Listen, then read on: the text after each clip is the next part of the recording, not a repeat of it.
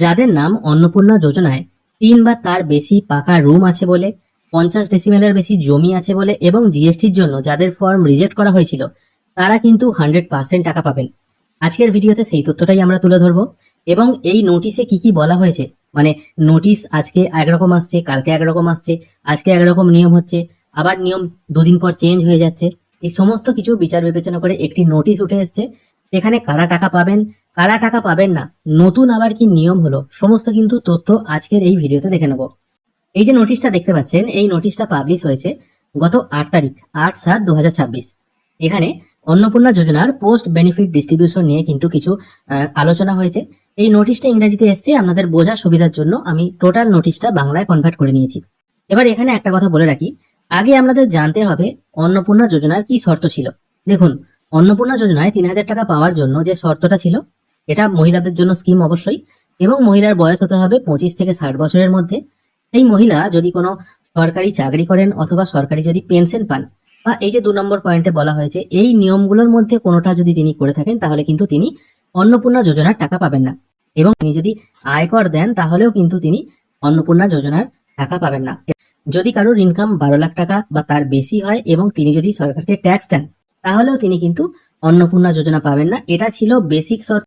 পরবর্তীকালে দেখা গেল যারা এই সমস্ত শর্ত পালন করে ফর্ম জমা দিয়েছে, সেক্ষেত্রে তাদের ফর্ম রিজেক্ট করা হয়েছে। ওটা 1 জুলাই 2026-এ দেওয়া হয়েছিল। ঠিক আছে, ডিবিটির মাধ্যমে টাকা ছাড়া হয়েছিল। এখানে অনেকেই টাকা পেয়েছিলেন, অনেকে টাকা পাননি। টোটাল 1,62,00,000 মানুষ আবেদন করেছিলেন, টাকা পেয়েছিলেন 1,22,00,000। 27,83,000 মানুষের নাম বাদ দেওয়া হয়েছিল এই কারণে তারা ফর্মে দেখিয়েছিলেন যে তাদের 3টির বেশি পাকা ঘর আছে, তাদের পরিবারের কেউ জিএসটি দেয় এবং তাদের পরিবারের কেউ ইনকাম ট্যাক্স দেয়। এখানে কিন্তু চলে এলো পরিবারের কথা। প্রথমে যে শর্তের কথা বলা হয়েছিল, এখানে বলা হয়েছিল তিনি যেন আয়কর না দেন, মানে সেই মহিলা যেন আয়কর না দেন, তবেই তিনি কিন্তু টাকা পাবেন।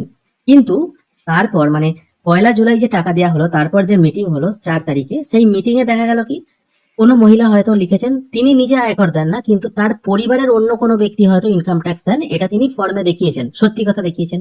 তিনি হয়তো দেখিয়েছেন তার পরিবারে 3টি বা তার বেশি রুম আছে, এটাও তিনি সত্যি কথা দেখিয়েছেন, যার ফলে তার ফর্মটা প্রফেশনালি রিজেক্ট হয়ে গেছে এবং তাকে পরবর্তীকালে আন্ডার এনকোয়ারিতে রাখা হয়েছে, মানে তার এনকোয়ারি হবে, তারপর ব্যাপার হবে।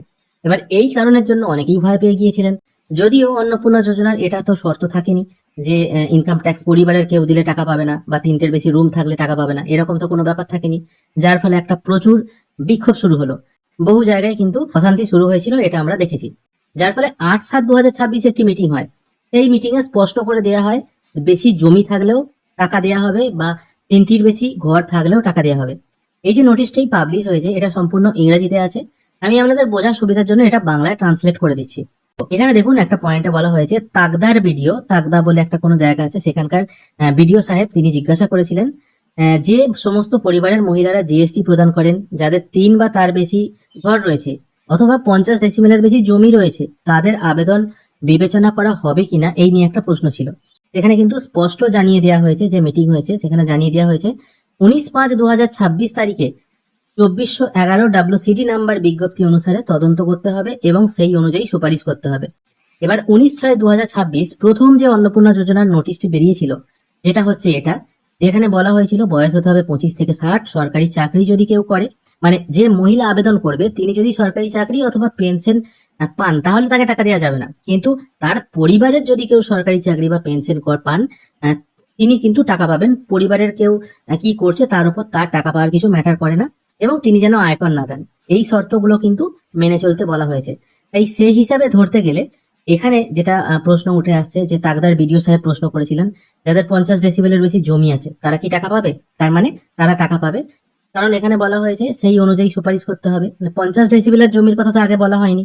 তাই কোনো মহিলার পরিবারে যদি 50 ডেসিবেলের বেশি জমি থাকে, তাহলে তিনিও টাকা পাবেন।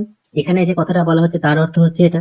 এবং তার থেকেও বড় কথা, যদি 3 বা তার বেশি পাকা ঘর রয়েছে, যার ফলে অনেকের নাম রিজেক্ট করা হয়েছে, এরকম যদি কেউ কারণ দেখায়, মানে কেউ ফর্ম ফিল আপ হয়তো করেছে, তিনি হয়তো লিখেছেন তার 3 বা তার বেশি পাকা ঘর রয়েছে, তিনি হয়তো জয়েন্ট ফ্যামিলিতে বসবাস করেন, এই কারণে যাদের ফর্ম রিজেক্ট করা হয়েছে এবং যেগুলো আন্ডার এনকোয়ারিতে রাখা হয়েছে, সেগুলো যখন এনকোয়ারি হবে তখন কিন্তু সেগুলোকে অ্যাপ্রুভাল দিয়ে দিতে হবে।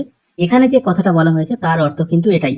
এখানে জিজ্ঞেস করা হয়েছে, বিডিও সাহেব প্রশ্ন করেছিলেন, এই যে জিনিসগুলো আছে জিএসটি, 3 বা তার বেশি রুম, 50 ডেসিমেলের বেশি জমি থাকলে পাবে কিনা, মানে তাদেরকে কনসিডার করা হবে কিনা। এখানে বলে দেওয়া হয়েছে, এটা পরিষ্কার করে দেওয়া হচ্ছে, এই এনকোয়ারি যখন হবে তখন 2411 WCD নোটিশ, মানে 19/5/2026 যেটা প্রকাশিত হয়েছে সেই অনুযায়ী তাদেরকে অ্যাপ্রুভাল দিতে হবে। তার মানে যারা চিন্তা করছিলেন তাদের কিন্তু চিন্তার কোনো কারণ নেই। এবার দেখা যাচ্ছে কাদের নাম বাদ গেল।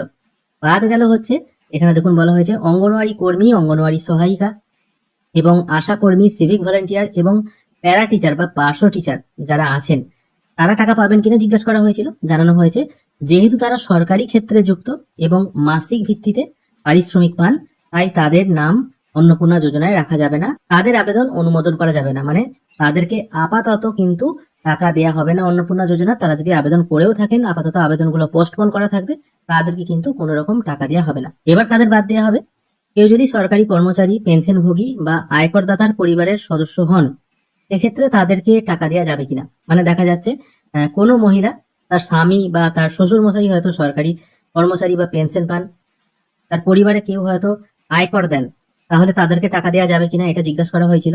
কারণ মূল বিজ্ঞপ্তিতে পরিবারের সদস্যদের কথা উল্লেখ নেই, ঠিক আছে, এটা আগেও আমরা দেখেছি। এ বিষয়ে জানানো হয় এই পরিবারের আবেদনকারীদের আপাতত অনুমোদিত তালিকায় আনা যাবে না, প্রকৃত অভাবী এবং যোগ্য মহিলাদের অগ্রাধিকার দিতে হবে। তার মানে এখানে যারা প্রকৃত গরিব, যে মহিলার পরিবারে কেউ সরকারি চাকরি করে না বা সরকারি পেনশন পায় না, শুধুমাত্র তাদেরকেই আগে টাকা দিতে হবে। তারপর যদি কোনো হয়তো কোটা ফাঁকা থাকে তাহলে হয়তো তাদের কথা ভেবে দেখা হবে। আপাতত যারা সরকারি কর্মচারী এবং সরকারি পেনশনভোগী, ঠিক আছে, এবং যারা ইনকাম ট্যাক্স দেয়, এরকম কোনো পরিবারে কোনো মহিলা যদি থেকে থাকেন তাহলে কিন্তু তারা টাকা পাবেন না। এবার হ্যাঁ, এখানে একটা বলার ব্যাপার আছে, যারা মিথ্যে বলে টাকা পেয়ে গেছেন 1 জুলাই, তাদের কি হবে? তাদেরও হয়তো পরবর্তীকালে এনকোয়ারি হবে, সেক্ষেত্রে এনকোয়ারি হলে তাদের টাকাও কিন্তু ড্রপ হয়ে যাওয়ার একটা সম্ভাবনা দেখা যাচ্ছে। তাহলে কারা কারা টাকা পাবেন না এখানে কিন্তু আমি পরিষ্কার মেনশন করে দিলাম, এবং কারা টাকা পাবেন এটা কিন্তু এখানে পরিষ্কার হয়ে গেল। তারপর এখানে আরো কিছু কথা বলা হয়েছে, যেখানে দেখা যাচ্ছে তদন্তকারী আধিকারিককে সুপারিশপত্রের পাতাটি স্ক্যান এবং আপলোড করতে প্রচুর সময় লাগছে। দ্রুত নিষ্পত্তির স্বার্থে জানানো যাচ্ছে এই মুহূর্তে এই পোর্টালে আপলোড করার প্রয়োজন নেই, তবে ব্যাক এন্ড অফিসে যথাযথ সিল ও স্বাক্ষর সহ হার্ড কপির অবশ্যই সংরক্ষণ রাখতে হবে। অর্থাৎ যিনি তদন্ত করছেন বা যিনি এনকোয়ারি করছেন, তিনি যে সুপারিশ করছেন যে পাতাটি, এই পাতাটি যদি স্ক্যান করতে হয় এবং আপলোড করতে হয় প্রচুর সময় লাগছে। কারণ আমরা আগের একটা ভিডিওতে দেখেছিলাম যেখানে বলা হচ্ছিল বাড়ি বাড়ি গিয়ে এনকোয়ারি করতে হবে এবং এনকোয়ারি অফিসার অ্যাপ্রুভাল দিতে হবে, এই অ্যাপ্রুভালের যে কপিটি আছে সেটাও আপলোড করতে হবে। কিন্তু যেহেতু এখন সময় লাগছে তাই এখন আপলোড না করলেও হবে, তবে কপিটা সংরক্ষণ করে রাখতে হবে অফিসে, পরবর্তীকালে কিন্তু এটা প্রয়োজন হতে পারে।